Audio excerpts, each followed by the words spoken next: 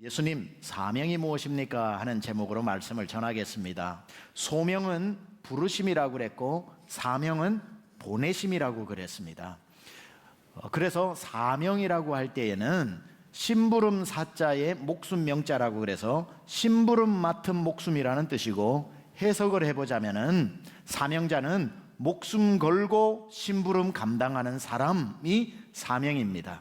그래서 우리가 다 심부름꾼으로 하나님께서 우리에게 일 맡겨 주셨고, 예수 믿는 분들 중에 크리스찬이라고 하는 분 중에 일 맡지 않은 사람 아무도 없습니다. 그래서 예수 믿는 사람은 구경꾼이 없고 전부 일꾼이 되어야 되는 거죠. 모든 그리스도인에게, 그리스도인이라면 누구에게나 주신 대사명이 있으니 그 사명이 뭘까요? 그게 바로 마태복음 28장 19절 20절에 나오는 이 명령은 모든 그리스도인들에게 하나님이 시키신 심부름입니다. 너희는 모든 민족에게 가서 복음을 전하라. 이게 대사명, The Great Commission이라고 그럽니다. 다른 말로 들어보셨을 겁니다. 지상명령 들어보셨죠? 이걸 지상명령이라고 얘기하는데, 지상명령은 땅 위에 있는 명령이라는 뜻이 아니라 지극히 높은 명령이라서 그것보다 더 높은 명령이 없는, 우리에게 내려진 최고 존엄한 명령이라는 뜻으로 지상명령이라고 이야기하죠. 대사명은 모든 사람에게 내려진 큰 명령입니다. 그런데 그 명령을 이루는 각자의 사명은 또 다 다른 겁니다. 그래서 대사명이 있고 소사명이 있다고 했죠. 여기서 분명히 말씀을 드리자면 각자 여러분의 사명이 무엇이라고 제가 가르쳐 드릴 수 없습니다. 몰라서 못 가르쳐 드리고, 그건 하나님이 여러분에게 말씀하시는 거라서 한 분 한 분 불러서 집사님 사명은 이겁니다, 권사님 사명은 이겁니다, 이렇게 못합니다만은 여러분 스스로 사명을 발견할 수 있도록 가이드라인을 드리겠습니다. 오늘 여러분의 사명이 발견되어지는 이 가이드라인을 귀 기울여서 들어보시기 바랍니다. 첫 번째, 재능이 사명이다. 하나님은 모든 사람에게 재능을 주셨습니다. 영어로 gift, talent라고 얘기하고, 이게 어디서 탤런트가 나온 말이냐면은 달란트에서 나온 말이죠. 그래서 달란트는 은사거든요. 여러분 마태복음 25장에 보면은 한 달란트 받은 자, 두 달란트 받은 자, 다섯 달란트 받은 자가 나오죠. 그 메시지가 주는 의미가 뭡니까? 적게 받은 사람도 있고 어중간히 받은 사람도 있고 많이 받은 사람도 있지만 안 받은 사람은 없다는 뜻 아닙니까? 따라서 여러분이 뭘 잘하는지를 한번 생각해 보면 하나님은 틀림없이 잘하는 그것으로 사명 감당하라고 잘하는 그것을 주셨을 겁니다. 제가 벌써 수년 전에 미국에서 부흥회를 갔을 때 제가 첫째 날 보통 설교를 많이 하는 게 달란트 비유입니다. 한 달란트 받고 두 달란트 받고 세 달란트 받고 해서 달란트 비유 설교를 하면서 똑같이 여러분 모두가 무슨 재능이 있는지 저는 모르지만 하나님 주셨으니까 발견하세요 하고 첫째 날 부흥회를 했더니만 두 번째 날 저녁 부흥회를 하는데 좀 일찍 가서 앉아서 분위기가 좀 자유로웠습니다. 한 여집사님이 저에게 이렇게 왔어요. 분위기가 충분히 가능했고, 목사님 어제 말씀을 전하셨는데 다 재능이 있다고 그래가지고 저도 집에 가서 어제 밤새도록 곰곰이 생각하고 하루 종일 생각을 했는데 목사님 저는 잘하는 게 없어요 그러시더라고요. 집사님이 뭘 잘하시는지는 저를 모르지만 저는 성경대로 말씀드리는 겁니다. 잘하는 게 있을 겁니다. 그러니까 생각을 예전에도 했고 어제 오늘 집중적으로 했는데 저는 잘하는 게 없다니까요. 모르겠지만 있을 겁니다. 생각해 보세요 하고 이렇게 좋은 분위기에서 이렇게 얘기가 끝났습니다. 뒤쪽으로 이제 본인 자리로 가다가 다시 이렇게 저한테 다시 오고는 이렇게 얘기합니다. 굳이 말하자면 한 가지 있기는 한데 그러더라고요. 뭔데요? 그러니까 아니에요. 쑥스러웠는지 다시 돌아가더라. 집사님 일로 와보세요. 되는지 안 되는지는 제가 한번 점검해 볼 테니까 뭘 잘하는지 얘기해 보세요. 그러니까 많이 먹는 것도 돼요 그러더라고요. 됩니다. 그러니까 어떻게 해요? 목사님 신방 따라다니세요. 대신방 기간에는 목산지 헷갈릴 정도로 먹고 오면은 손가락으로 넣어서 토하고 다음 집에 가서 안 먹은 척하고 또 먹어야 되는데, 집사님 같은 분 옆에 있으면은 기도하다가 쓱 밀어주면 후루룩 다 먹어버리라고. 그건 잘할 수 있을 것 같아요. 그거 복음 위에 쓰는 겁니다. 이게 절반 농담처럼 얘기를 나눴던 얘기지만 틀린 말 하나도 없습니다. 여러분, 아무것도 아닌 것 같은 그 재능도 주님 손에 내어놓으면 주님 쓰실 줄 믿습니다. 재능이 은사라니까요. 여러분, 오병이어는 5천 명에 비하면 물고기 2마리 보리떡 5개는 없는 거나 마찬가지지만, 기적이 왜 일어났냐면 많은 것 때문에 일어난 게 아니라 가진 것 때문에 일어났잖아요. 많아서 역사가 일어난 게 아니라 가진 게 있었기 때문에 내어놓으니까 역사한 것 아닙니까? 재능을 숨기지 마시고 여러분 사명을 위해 내어놓으면 하나님 사용하실 줄 믿습니다. 두 번째는 남들보다 더 가진 부분이 사명이다. 남들보다 더 가진 부분이 사명이다. 흑인 여성으로 세계에서 항상 최고 영향력 있는 여성에 올라가고 있는 오프라 윈프리가 있죠. 오프라 윈프리가 이런 말을 했습니다. 남보다 더 가진 것은 축복이 아니라 사명이다, 이런 말을 했습니다. 우리는 남들보다 더 많이 가진 걸 축복으로 해석을 해요. 내가 열심히 일을 해가지고 돈을 많이 벌었어. 그러면은 정말 축복이다라고 생각을 하는 건데, 그거 맞죠? 축복 맞죠? 그러나 축복선에서 멈추면 안 되고요.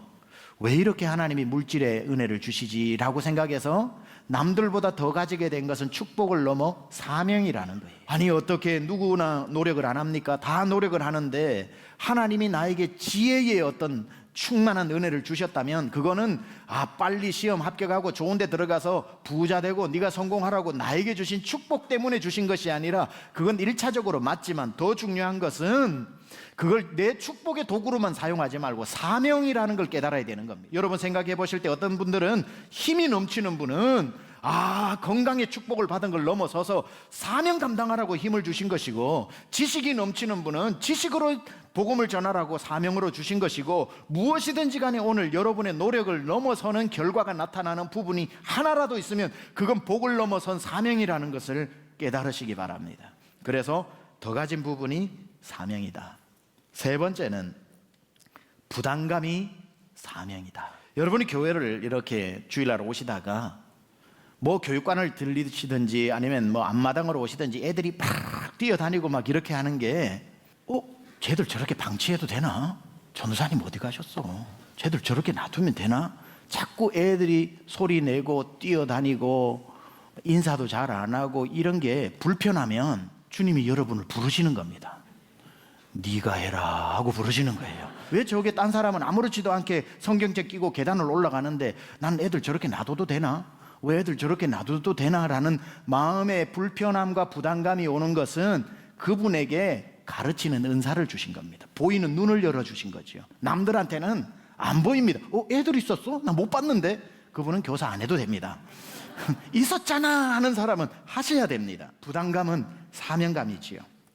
똑같이 단기 선교를 가가지고 일주일 동안 원주민들하고 지내는데, 일주일 동안 은혜 안 받는 단기 선교팀이 어디 있습니까? I love you, I love you 하면서 울면서 기도하고 see you again 하고 난 뒤에 비행기 타고 인천공항 내릴 때 다 잊어버리는 사람이 있습니다. 그러나 갔다 오고 난 뒤에 누웠는데 그 다음부터 일주일 동안 지냈던 그 아이 얼굴이 떠오르고 그 지역 사람이 떠오르면서 계속 기도가 나와서 부담감이 자꾸 커지면서 그분은 하나님이 선교사로 부르시는 거예요. 중장기 선교사로 부르시다가 종신 선교사로 부르시는 거.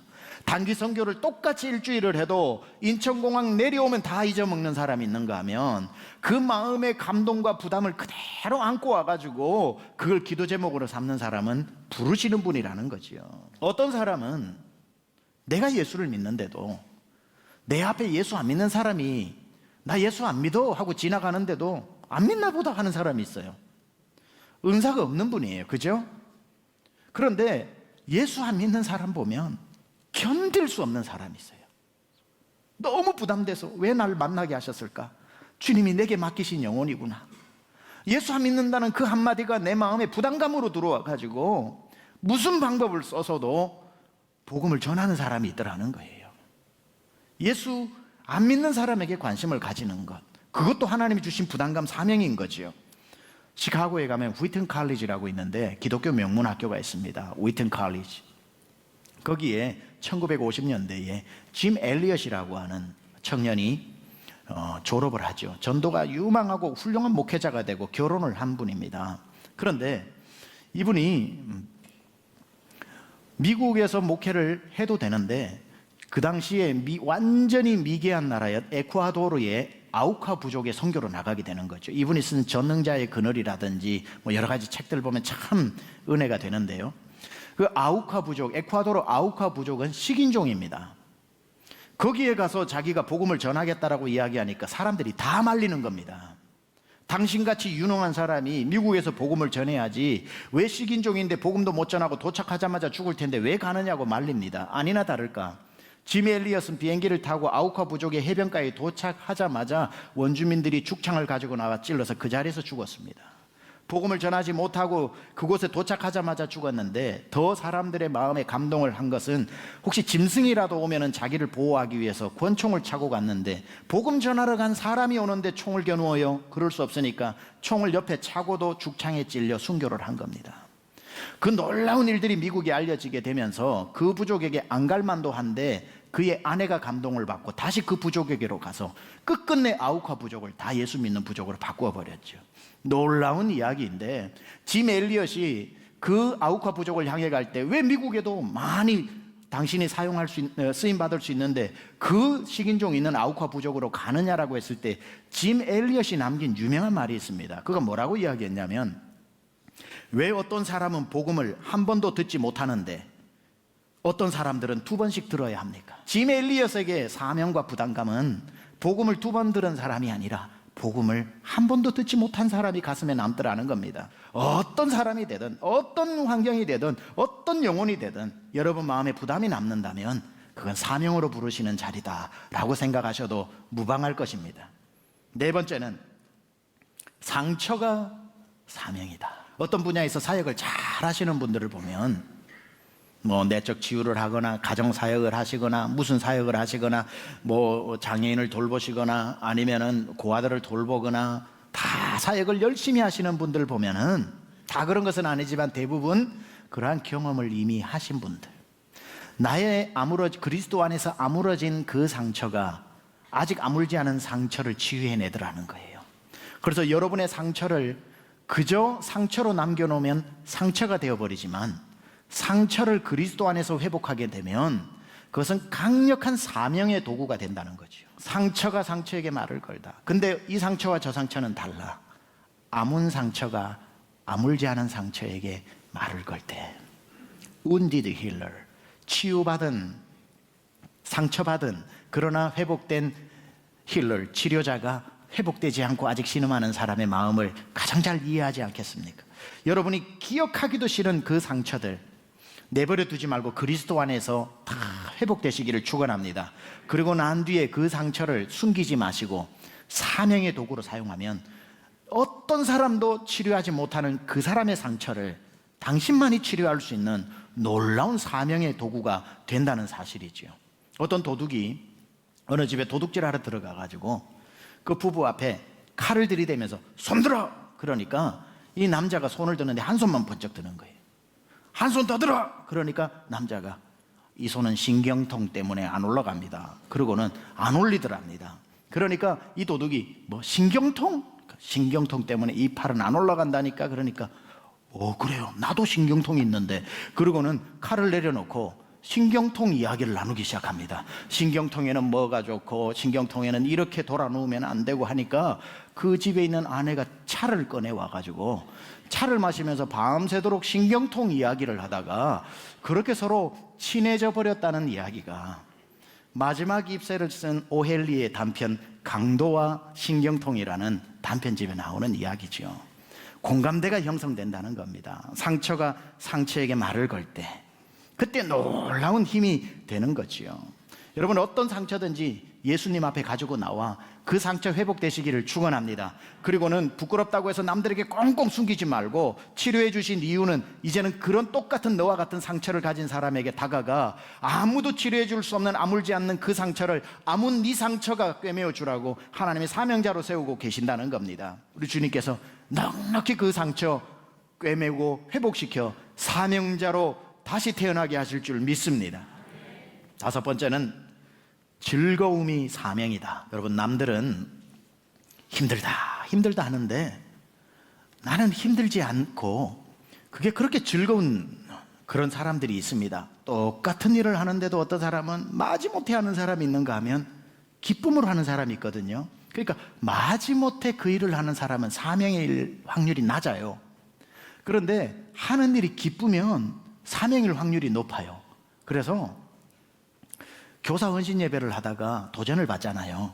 와, 교사는 영광스러운 거구나 해서 감동받아가지고 교사 신청을 하고 주일날 일찍 나와서 예배 드리고 제일 은혜로운 예배를 포기하고 아이들한테 가서 성경 공부를 하는데 6개월 해보고 나니까 이거는 세상에 못할 일이고 이렇게 힘든 일인 줄 몰랐고 이제는 주일날 애들 뒤통수만 봐도 경기가 나고 이분은 감동으로 시작했으나 사명이 아닌 거죠.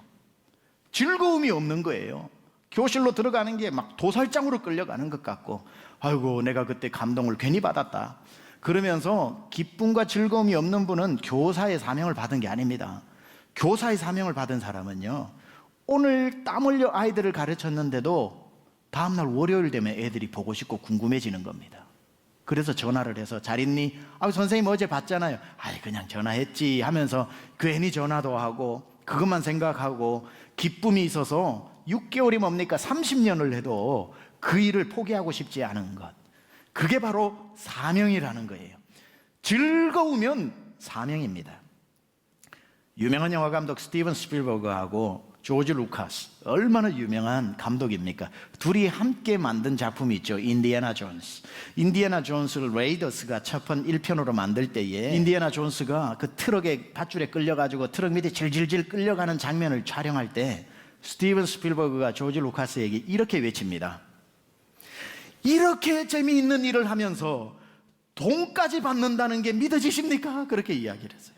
즐거운 사람은 천재가 나오는 거예요. 여러분, 즐겁게 하는 사람은 이길 수는 없는 겁니다. 다윗을 보세요. 다윗은 참 고난의 인생을 살았지만 가만 보다 보면 다윗은 그 마음에 기쁨을 빼앗기지 않았습니다. 시편 4편의 7절에 보면 다윗이 이렇게 고백하는데요, 같이 봉독합니다. 시작. 주께서 내 마음에 두신 기쁨은 그들의 곡식과 새 포도주가 풍성할 때보다 더하니이다. 그러니 지금은 곡식도 포도주도 없을 때인데도 불구하고 뭘 빼앗기지 않았어요? 기쁨을 빼앗기지 않았어요. 주님이 내 마음에 기쁨을 주셨기 때문에 여러분, 기쁨으로 하는 모든 일에는 사명이 잉태됩니다. 기쁨과 즐거움은 사명이 잉태되는 인큐베이터입니다. 그러니까 이거죠. 다윗이 어릴 적에 형들이 얼마나 많은데 왜 막내인 자기를 들판으로 보내어서 그 험한 양을 키우라고 그럽니까? 그러니 입이 나오려고 하면은 입이 본당 끝까지 나와야 되는데도 불구하고 다윗 속에 하나님이 기쁨을 넣어주셨기 때문에 주께서 내 마음에 두신 기쁨을 빼앗기지 않고 이왕 나온 거 형들 생각하면서 투덜투덜하고 하느니 기쁘게 하자 라고 기쁘게 했더니만 그 일도 재밌었던 거예요. 제가 생각해 보니까 아침에 들고 나온 도시락 저 멀리 딱 세워놓고 그냥 양 지키는데 여기에 사자가 오든지 곰이 오든지 하면은 내가 그 곰을 이겨야 되니까 연습이나 하자 그래가지고 물맷돌로 쫙 돌려가지고 도시락 딱 맞췄는데 10번을 던졌는데 10번이 맞아. 기분 좋아요, 안 좋아요? 기분 너무 좋아요. 기쁜 거예요. 다음날 아침에 일어나가지고 오늘 50m 뒤로 갖다 놓고 또 던져야지 하니까 눈이 금방 떠지고 또 나가가지고 물맷돌 주워 와가지고 어제보다 50m 먼 거리를 탁 던졌는데 탁 하고 맞아요. 10번 던졌는데 10번 맞아. 기분 좋아요, 안 좋아요? 너무 기뻐요. 그러면 다음날 50m 더 해가지고 나중에는 이만한 도시락이 손톱만큼 작아진 그 도시락도 물맷돌 하나를 가지고 돌리면은 딱 맞을 때 그 기쁨, 양을 치면서도 기뻐하다 보니까 거기에서 사명이 잉태가 되는데 나중에 그 물맷돌이 이스라엘을 살리는 골리앗을 죽이는 물맷돌이 되는 것 아닙니까? 기쁨으로 하는 거예요. 기쁨으로 하는 거예요.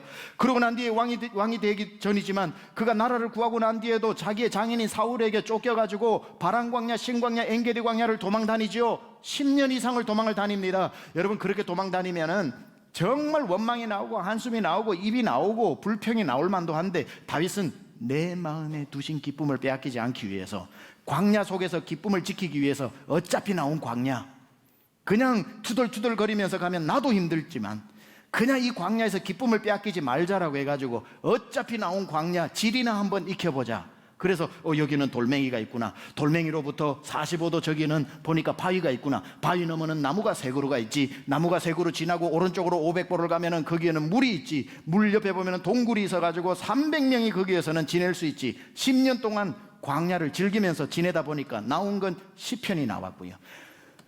늘 기쁨으로 가면서 기뻐서 기쁜 게 아니라 기쁨 빼앗기지 않다 보니까 시편이라고 하는 멋진 작품이 나왔고요. 그러고 난 뒤에 10년 지나고 난 뒤에 임금이 되고 나니까 그때부터 블레셋하고 전쟁을 하는데 블레셋과의 전쟁은 100번 싸우면 100번 다 바람광야에서 신광야에서 엔게디 광야에서 전쟁을 하다 보니까 10년 동안 즐거움으로 익혀놓았던 그 광야가 눈 감고도 전쟁에서 이길 수 있으니 다윗이 가는 곳마다 주께서 이기게 하시니라. 즐거움으로 하는 사람은요, 어떤 방법으로도 여러분 이길 수가 없습니다. 여러분이 무엇을 하는데 남들은 힘들다 하는데 아이 그게 뭐가 힘들어 기쁘지. 어떤 사람은 어떻게 교사를 10년 했냐고 그러고, 어떤 사람은 어떻게 목자를 하려고 하냐고 그러고, 어떤 사람은 이 사역 저 사역을 하냐고 남들은 이해를 못해도 주께서 내 마음에 두신 기쁨이 있는 거죠. 즐거움으로 하는 그 일에 하나님의 역사가 일어날 줄 믿습니다. 마지막 6번째, 사모함이 사명이다. 사모함이 사명이다. 하나님은 어떤 사람을 통해 일을 이루실 때에 그 사람 마음속에 사모하는 마음을 주셨습니다. 빌립보서 2장 13절 시작. 너희 안에서 행하시는 이는 하나님이시니 자기의 기쁘신 뜻을 위하여 너희에게 소원을 두고 행하게 하시나니. 하나님은 어떤 사람에게 사명을 주실 때 그 마음에 소원을 주십니다. 여러분 마음 가운데 지금 나는 주를 위해 이렇게 하고 싶다, 나는 주님을 위해 이렇게 하고 싶다는 그 소원은 여러분의 결심이 아니라 하나님께서 여러분 안에 소원을 두고 행하시는 것이고, 그리고 그 소원은 반드시 주 안에서 소원의 항구로 가게 되어 있고, 도착하는 소원의 항구를 사명이라고 이야기하는 겁니다. 자꾸 여러분 마음 가운데 나는 주를 위해 이렇게 살고 싶다, 기회가 된다면 나는 선교지에 이런 걸 하고 싶다, 나는 교회 안에 이걸 하고 싶다, 여러분 마음 가운데 소원이 드는 건 여러분의 바람이 아닙니다. 주님이 하라고 넣어주신 소원입니다. 그래서 그 소원으로 먼저 주시고 소원함으로 이끌고 가시는 거지요. 어떤 사람은 마음속에 꿈을 꾸고 사모하면 남들이 욕합니다. 야, 네 형편도 모르고 뭔 꿈이 그렇게 크냐, 이렇게 이야기하죠. 그래서 남들은 여러분이 꾸는 그 원대한 꿈을 이해하지 못할 겁니다. 근데 이거 아시잖아요. 꿈도 아무나 꾸는 게 아니라는 거. 그것도 꿔줘야 꾸는 거라는 거. 뭐 내가 큰 걸 꾸고 싶어서 꾸는 게 아니라 내 상황하고도 맞지 않는 꿈이 자꾸 들어온다면 그건 내가 꾸는 게 아니라 주께서 주신 꿈인 거지요. 주님이 이루실 줄 믿습니다. 마음의 소원은 이루겠다는 하나님의 작정이고 선물이라는 사실이지요. 제가 아는 분 중에 미국에 한 분은 70년 동안 사업을 하다가 70세 동안 사업을 하다가 은퇴식을 하니까 은퇴하고 난 저녁에 주님이 나타나셔서 말씀하시더래요. 야, 예수쟁이가 은퇴가 어딨냐. 직분의 은퇴, 무슨 은퇴는 있겠지만 사명의 은퇴는 없는 거거든요. 그리고는 주님이 그 밤에 이렇게 말씀하시더래요. 내가 너 좀 쓰려고 70년 동안 준비시켜 놨더니만 은퇴를 해버리냐? 70년 동안 쓰임받았다고 생각했는데 70년 동안 준비하셨더랍니다. 그래서 그분은 지금도 선교지에 계시지요. 사명에는 은퇴가 없습니다. 청년들도 마찬가지입니다. 지금은 날 위해 살고 나이가 들면 주를 위해 살리라. 건강할 땐 날 위해 살고 점점 육신의 힘이 빠질 때는 주를 위해 산다고요? 안 됩니다. 하루라도 젊을 때, 하루라도 가장 힘이 있는 내 청춘의 최고의 날에 2번씩 복음 듣는 사람 가운데 눌러 앉아 있지 말고 한 번도 복음을 듣지 못하고 죽어가는 사람 사이로 나가는 청년의 꿈을 꿔야 하는 것 아니겠습니까? 바울은 예수 믿는 날부터 죽을 때까지 종신으로 사명 감당했으니 사명은 잠시 하는 아르바이트가 아니라 생명 다하는 종신직이라는 것을 기억하시고 오늘 본문 다시 한번 읽고 찬양하겠습니다. 시작. 내가 달려갈 길과 주 예수께 받은 사명 곧 하나님의 은혜의 복음을 증언하는 일을 마치려 하면은 나의 생명조차 조금도 귀한 것으로 여기지 아니하노라.